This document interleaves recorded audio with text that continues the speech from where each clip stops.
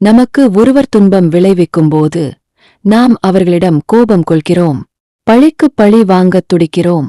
ஆனால் அது தவறான செயல். நமக்கு ஒரு துன்பம் ஏற்படுகிறது என்றால் அதற்கு காரணம் நாம் முன் செய்த வினைப்பயன்தான். எனவே நமக்கு ஒருவர் துன்பம் விளைவிக்கும்போது நாம் அவரிடம் கோபம் கொள்ளாமலும் பழிக்குப் பழி வாங்க நினைக்காமலும் பொறுத்துக் கொள்ள வேண்டும். அசோகவனத்தில் சீதை இருந்தபோது அவளை அரக்கர்கள் பலர் துன்பப்படுத்தினர். அதற்காக சீதை அவர்களிடம் கோபம் கொள்ளவில்லை. மிகுந்த பொறுமையுடன் சகித்துக் கொண்டாள். தனக்கு நேரிடும் துன்பங்கள் எல்லாம் தன் வினைப்பயன் காரணமாகவே ஏற்படுகின்றன என்று உறுதியாக நம்பினாள். ராவண சம்ஹாரம் முடிந்த பிறகு அசோகவனத்தில் இருந்த சீதா பிராட்டியாரிடம் விவரம் சொல்ல வந்த அனுமன் பிராட்டியை வணங்கி, தாயே, ஸ்ரீராமபிரான் வெற்றி வாகை சூடிவிட்டார், ராவணன் மாண்டான் என்று கூறினார்.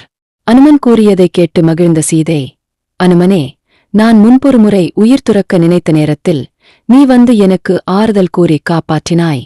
இப்போதும் ராமபிரான் பெற்ற வெற்றிச் செய்தியை நீயே வந்து எனக்குத் தெரிவித்தாய். ஏற்கெனவே உனக்கு நான் சிரஞ்சீவியாக இருக்கும் வரத்தை தந்துவிட்டேன். முன்பை விடவும் அதிகம் சந்தோஷம் தரும் செய்தியை இப்போது கொண்டு வந்திருக்கிறாய். உனக்கு என்ன வரம் வேண்டுமோ கேள் என்றார்.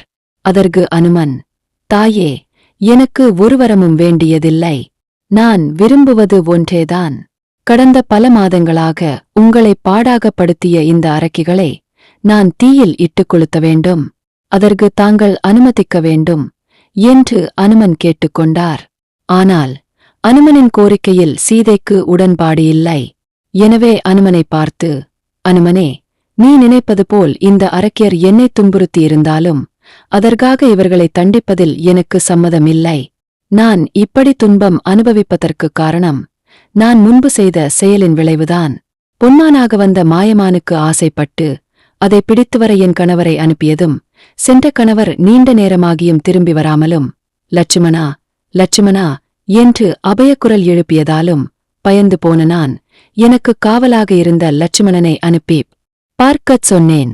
அவர் என் கணவருக்கு எந்த ஆபத்தும் ஏற்பட்டிருக்காது என்று மறுத்து கூறியும் நான் ஏற்றுக்கொள்ளாமல் சுடுசொற்களால் லட்சுமணனை கண்டித்து பேசினேன். ஒரு பாவமும் அறியாமல் இரவும் பகலுமாக எங்களை கண்ணிமை போல் காவல் காத்த லட்சுமணனின் மனம் நோகும்படி நான் பேசியதுதான் இங்கே நான் அனுபவித்த துன்பத்துக்குக் காரணம். எனவே நீ அரக்கர்களை ஒன்றும் செய்துவிடாதே. அவர்கள் அரக்கர்கள் என்றாலும் பெண்கள். அவர்களுக்குத் தீங்கு செய்து நீ பெரும் பாவத்தை தேடிக்கொள்ளாதே என்று கூறினார். அனுமன் உண்மையை புரிந்து கொண்டார்.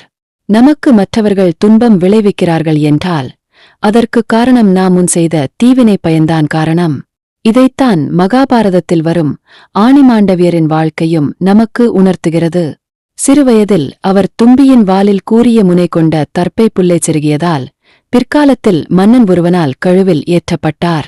மகரிஷியான தனக்கு ஏன் இப்படி ஒரு துன்பம் ஏற்பட்டது என்று ஆணிமாண்டவியர் தர்மதேவதையிடம் கேட்டபோது சிறுவயதில் அவர் தும்பியை துன்புறுத்தியதுதான் காரணம் என்று கூறியது. இதைத்தான் வள்ளுவ பெருந்தகை பிறர்க்கின்னா முற்பகல் செய்யின் பிற்பகல் தமக்கின்னா தாமே வரும் என்று நமக்கு அறிவுறுத்தியிருக்கிறார்.